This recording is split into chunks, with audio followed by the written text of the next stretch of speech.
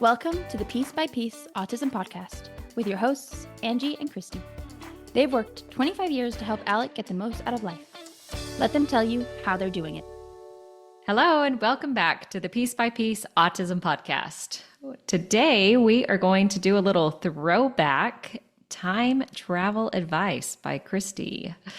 We want to have a little bit of a question and answer back and forth because we know that being in the moment of an autism diagnosis has got to be daunting, to say the very least. It is. So we want to talk about kind of what you did, where you went, who did you turn to for guidance, what were your first steps, treatment urgency, and all the things. So let's start it off by telling us about how did you go about getting a diagnosis? My father-in-law he is a physician in Lubbock, Texas, where we were living at the time, and he found a really good pediatrician to send us to. Oddly enough, he was an oncologist.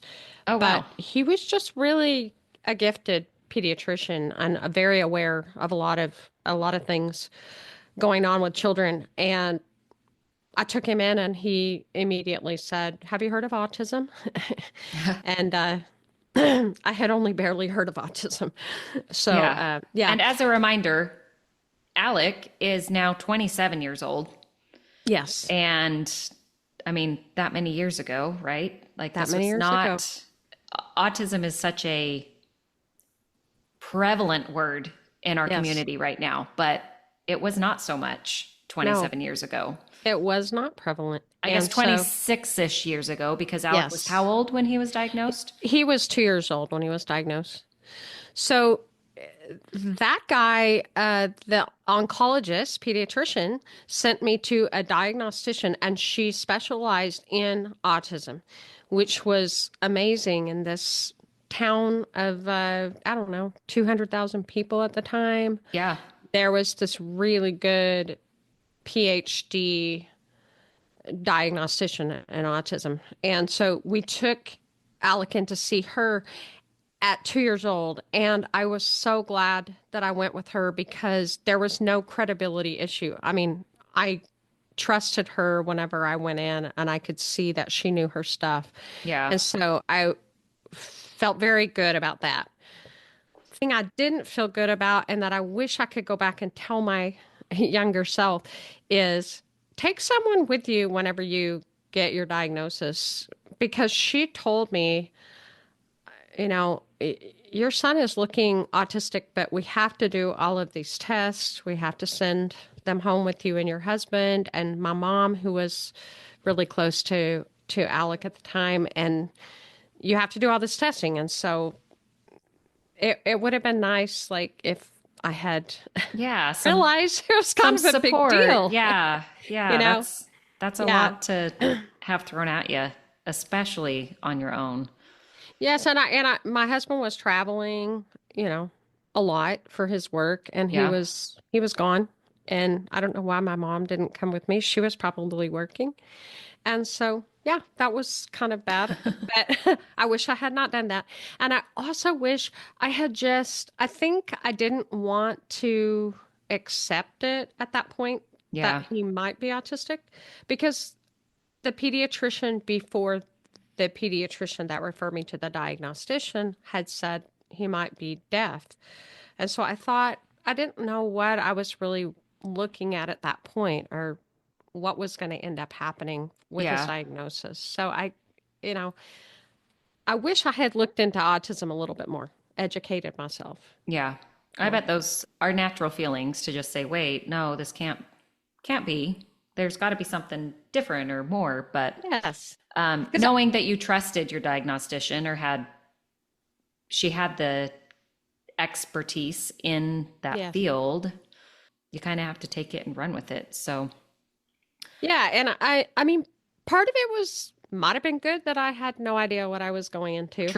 True. I literally didn't know what I was going into. I didn't realize that it was as dire as it was. Yeah. I thought, he'll snap out of this and we'll be right back to normal And life. And at the time of the diagnosis, did they have an idea as to his severity level at that time? yes, they did. Okay, so you They did said he know. was severe. Okay. Yes, he was. I mean, just his behaviors and absolutely zero development of speech. Right. Zero. No mama, dada, nothing. Yeah. So, All right. Well, yeah. then once you had that diagnosis, what then were your next steps? Well, I went home and we actually did have internet then. We had dial up. Do do do. You've got mail. So, yeah, we had dial up. And so I got on and I would look up what to do. And the main thing that I saw was this data-driven, proven method called ABA, Applied Behavior Analysis. And I just took that and ran with it. The thing that I wish I could change is that I would have advised myself to just chill. Yeah. Chill out. Don't panic. It's only been 6 months since his diagnosis, and I had a home program set up at 6 months. Now that I look back on that, I go, That's crazy. whoa. Because I also had 3 other children. My husband traveled 5 days a week. We had a pretty hectic and robust life. And Yeah. so to think that I could pull all that together in 6 months, I'm not really even sure how I did it. Yeah. So, I mean, incredible. That's quite the achievement. But hindsight, you're saying it chill maybe out. wasn't that dire. It maybe, Yeah. yeah. Because, I mean, we were starting early, is what I'm saying. We Yeah. were already starting early. So, like, so what? So wait another month and don't be so panicked, you know? Yeah. Yeah. But I just felt like, I was in a race against time and the sooner you do it, da da da. But he got an early diagnosis at 2. Right. And if the doctor had been better, the diagnostician, he could have been diagnosed earlier. Sorry. That's an aside there. Okay. Okay.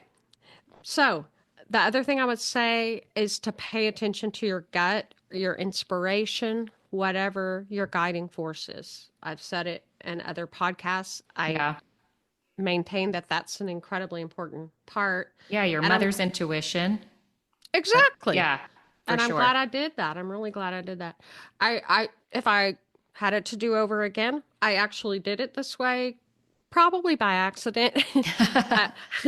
I set up my applied behavior analysis structure first, getting the consultant hired, and then as quickly as possible, I got the speech therapy and then the occupational therapy. Right. So, that was good. That was all good.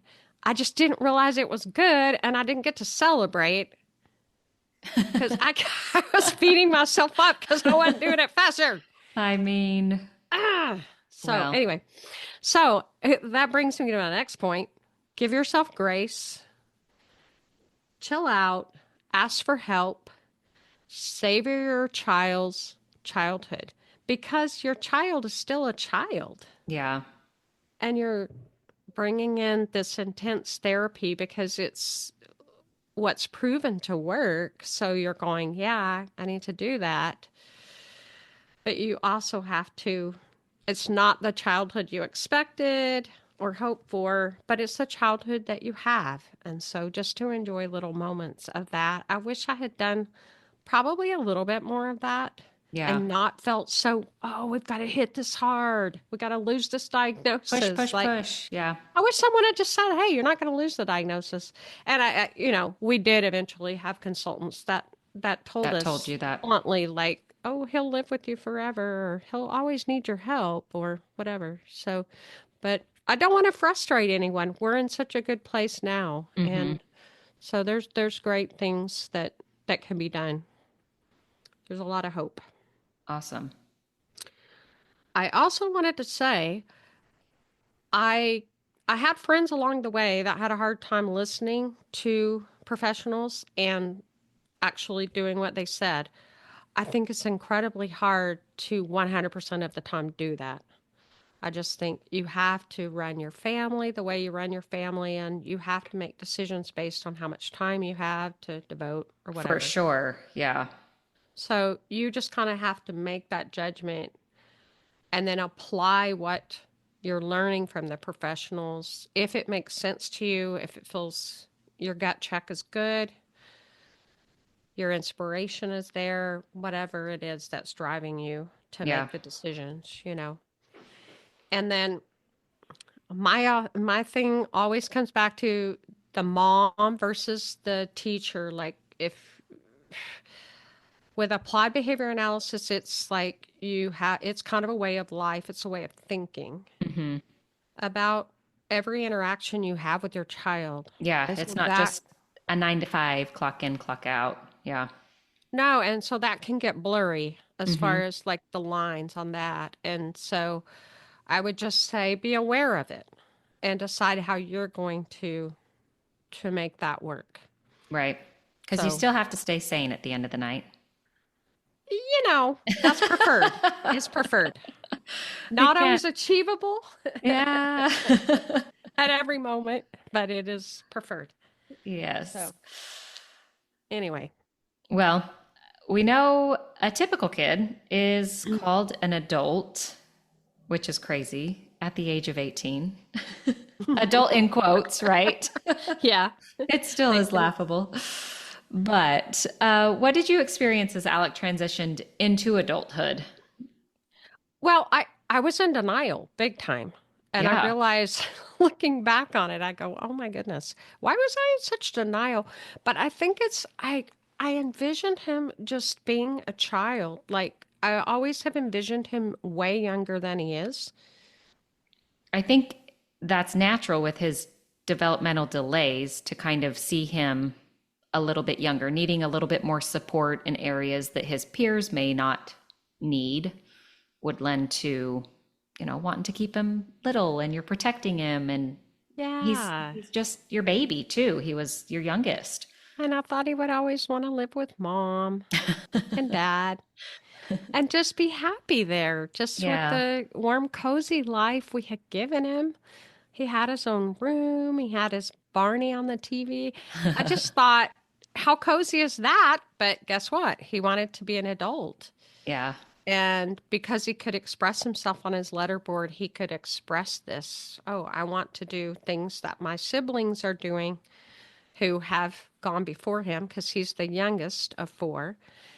And he's seeing them go away to college, then them get married, you know. Yeah. Life So, moves on from mom and dad's home. yes, they moved Yeah. on from mom and dad's home. So he kind of craved that. And I wasn't ready for that. I Hmm. was just like, wait. So anyway, that was rough. The other thing was rough, like just the years of having caretakers in and out, coming in and out.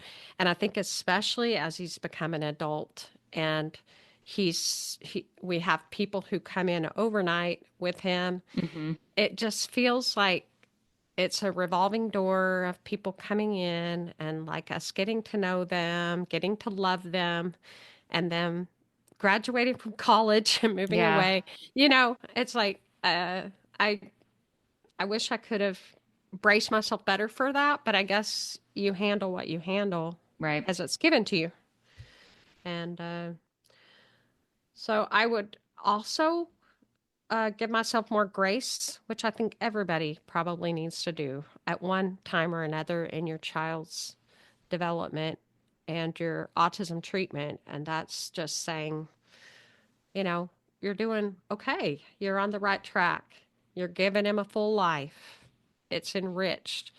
And if he has to spend a little bit of downtime sitting in his chair taking a nap, that's okay. Yeah. And just kind of chill out and let adulthood be a little bit more chill approach than his